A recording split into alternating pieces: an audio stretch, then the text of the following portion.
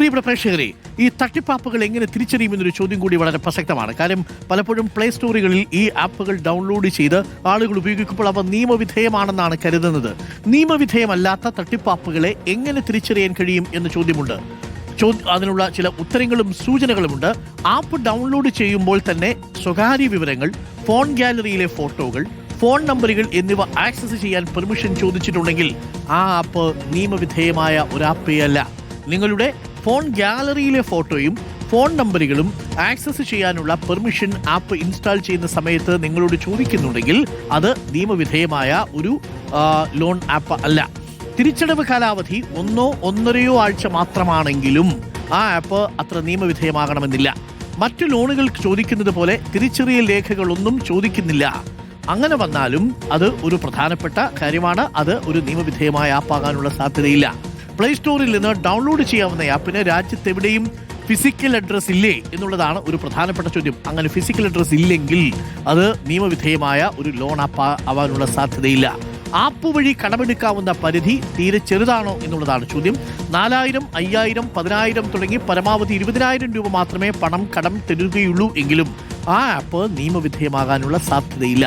പണം തിരിച്ചടയ്ക്കാൻ ആവശ്യപ്പെട്ട് 6-ാം ദിവസം മുതൽ ഭീഷണി ഫോൺ കോളുകൾ വരാൻ തുടങ്ങിയിട്ടുണ്ടെങ്കിൽ നിശ്ചയമായും സംശയിക്കണം, ആ ആപ്പുകൾ നിയമവിധേയമായിരിക്കില്ല. അനിൽ ഒരിക്കൽ കൂടി ചേരുന്നുണ്ട്. അനിൽ മാനുവൽ, ഈ ലോൺ ആപ്പുകളിലെ തട്ടിപ്പുകളെ എങ്ങനെ തിരിച്ചറിയാമെന്ന് ചോദിക്കുമ്പോൾ ചിലർക്കെങ്കിലും സംശയമുണ്ടാകും. ചില ആപ്പുകൾ, പ്രത്യേകിച്ച് ഇപ്പോൾ ICICI പോലെ, HDFC പോലെ, ആക്സിസ് പോലെയുള്ള സ്വകാര്യ ബാങ്കുകളുമായി പ്രവർത്തിക്കുന്ന ആപ്പുകളുണ്ട്. അത്തരം ആപ്പുകൾക്കൊക്കെ നിയമവിധേയമായി പ്രവർത്തിക്കാനുള്ള അനുവാദമുണ്ട്. RBIയുടെ ലിസ്റ്റിൽ അവ ഉൾപ്പെട്ടിട്ടുണ്ട്. എന്നാൽ RBIയുടെ പട്ടികയിൽപ്പെടാത്ത നിയമവിധേയമല്ലാത്ത ലോൺ ആപ്പുകളെ എങ്ങനെ തിരിച്ചറിയും? എങ്ങനെയാണ് നമ്മൾ അവയെ കരുതിയിരിക്കേണ്ടത് എന്ന ചോദ്യം പ്രസക്തമാണ്. എന്താണ് ഇതിന്റെ പ്രധാനപ്പെട്ട മാനദണ്ഡങ്ങൾ?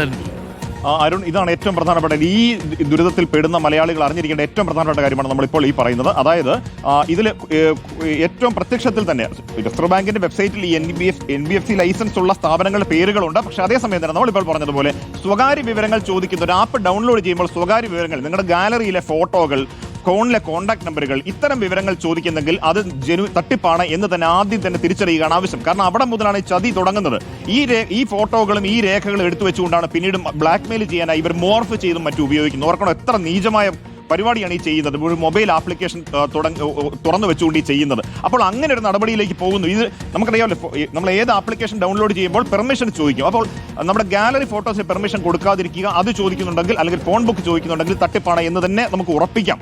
മാത്രമല്ല, മറ്റൊരു പ്രധാനപ്പെട്ട കാര്യം, ഇതിന്റെ തിരിച്ചടവ് കാലാവധി ഏതെങ്കിലും ഈ വ്യവസ്ഥാപിതമായ ബാങ്കുകൾക്ക്, ധനകാര്യ സ്ഥാപനങ്ങൾക്ക് 6 ദിവസം 7 ദിവസം കാലാവധിയിൽ തിരിച്ചടയ്ക്കാൻ പറയുന്നുണ്ടോ എന്ന് ആലോചിച്ചാൽ മതി. അങ്ങനെയില്ല. അങ്ങനെ ഉണ്ടെങ്കിൽ 6-ാം ദിവസം നിങ്ങൾക്ക് ഫോൺ കോൾ വരും, ഭീഷണി തുടങ്ങും. അങ്ങനെ വന്നാൽ ഇത് വ്യാജനാണെന്ന് തിരിച്ചറിയുക, ആ വഴിക്ക് പിന്നീട് പോകാതിരിക്കുക എന്നുള്ളതാണ് ഏറ്റവും പ്രധാനപ്പെട്ട കാര്യം. മറ്റൊന്ന്, ഇതിലെ തുകയുടെ വലിപ്പം അതൊരു 2,000 മുതൽ 10,000 അല്ലെ ചിലപ്പോൾ 15,000, വളരെ വിരളമായ കേസിൽ 20,000 ഒക്കെ വരെ ആണ് ഇവർ കൊടുക്കാറുള്ളത്. ആ 20,000 കൊടുക്കുമ്പോൾ തന്നെ അതിൽ നിന്നൊരു 5,000 രൂപ പ്രോസസിംഗ് ഫീ ആയി എടുക്കുന്നു.